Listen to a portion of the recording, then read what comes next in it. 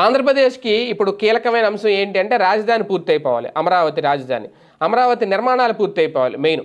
దీనికి సంబంధించి కేంద్రం కూడా అందించాల్సిన సహకారం అందిస్తోంది. అలాగే పనులు కూడా చాలా వేగవంతంగా ముందుకెళ్తున్నాయి. ఈ నేపథ్యంలోనే అమరావతికి ఇప్పుడు 11,000 కోట్ల రూపాయల హడ్కో రుణం వచ్చిందంట.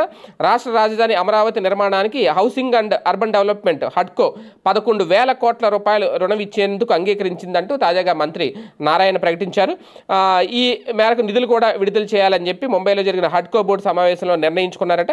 11,000 కోట్ల రుణం కోసం ప్రభుత్వం సంప్రదింపులు జరిపింది. ఇందుకు హడ్కో సానుకూలంగా స్పందించింది అనేది. హడ్కో నిర్ణయంతో రాజధాని అమరావతి పనులు వేగవంతం అవుతాయి. గత వైసీపీ ప్రభుత్వం అమరావతి రాజధాని పూర్తిగా నిర్వీర్యం చేసిన నేపథ్యంలో ఇప్పుడు ఈ హడ్కో రుణాల ద్వారా ఈ 11,000 కోట్ల ద్వారా మరొక అడుగు ముందుకు వెళ్ళబోతుంది. అలాగే టిడ్కోకు కూడా అమరావతితో పాటు రాష్ట్ర వ్యాప్తంగా గతంలో టీడీపీ హయాంలో నిర్మించిన టిడ్కో ఇల్లు ఏవైతే ఉన్నాయో వాటిని కూడా పూర్తి చేయబోతున్నారు. ఇందుకు కూడా టిడ్కో ఇళ్ళ సముదాయాల్లో టిడ్కోకి సంబంధించి హడ్కో ఇందులో కూడా 4,400 కోట్ల రూపాయల రుణం కూడా మంజూరు చేసిందట.